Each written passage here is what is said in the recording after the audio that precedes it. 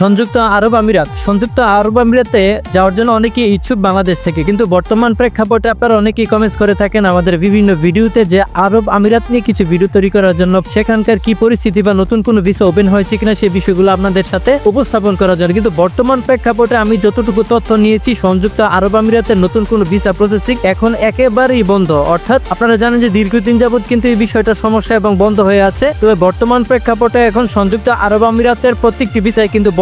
তবে হ্যাঁ, একটি ভিসা চালু আছে, সেটি হচ্ছে টুরিস্ট ভিসা, ভ্রমণ ভিসা বলে। সেই ভ্রমণ ভিসাটি বর্তমানে ওপেন আছে সংযুক্ত আরব আমিরাতে। বাংলাদেশ থেকে এটি আপনারা প্রসেস করতে পারবেন। তবে যারা ওয়ার্ক পারমিটে যেতে চাচ্ছেন, ওয়ার্ক ভিসাতে যেতে চাচ্ছেন, তাদের ক্ষেত্রে কিন্তু এখন প্রযোজ্য হচ্ছে না। কিছুদিন আগেও কিন্তু ডক্টর ইউনূস সংযুক্ত আরব আমিরাতের যে পররাষ্ট্র মন্ত্রণালয় এবং সরকার তাদের সাথে কিন্তু কথা বলেছেন, বৈঠক হয়েছিলেন। কিন্তু সেখানে যতটুকু কথাবার্তা হয়েছে সেই কথাবার্তার আওতা ভিত্তিক ভাবে যা আমরা বুঝতে পারি, ওয়ার্ক ভিসা কিন্তু এখনো চালু হয়নি। আপনারা জানেন যে সেই সংবাদ সম্মেলনে বা তাদের যে বৈঠক হয়েছিলেন, সেই বৈঠকের মধ্যে কিন্তু যে কথাবার্তা হয়েছিল একমাত্র টুরিস্ট ভিসা নিয়ে কথা হয়েছিল। ওয়ার্ক পারমিট নিয়ে কিন্তু তেমন একটি আলোচনা হয়নি। যদিও আমি ধারণা করছি যে ডক্টর ইউনূস যদি একটু জোরালো ভাবে ধরে, তাহলে সেক্ষেত্রে আশা করছি খুব শীঘ্রই আপনার ভিসাটি ওপেন হয়ে যাবে। তবে বর্তমান প্রেক্ষাপটে আমি আপনাদেরকে বলবো, যারা সংযুক্ত আরব আমিরাতে যাওয়ার জন্য খুবই ইচ্ছুক পোষণ করছেন, কোনো ধরনের ভিসা প্রসেসের জন্য টাকা পয়সা লেনদেন করবেন না। কারণ যেহেতু এই পর্যায়ে কোনো ধরনের ভিসা খোলা নাই, তাহলে সেক্ষেত্রে আপনারা যদি টাকা পয়সা প্রসেস করেন, সেক্ষেত্রে আপনারা ক্ষতিগ্রস্ত হতে পারেন বা প্রতারণার শিকার হতে পারে। এই হচ্ছে মূল বিষয়টা। তারপর আমি আপনাদেরকে বলবো যে যারা মূলত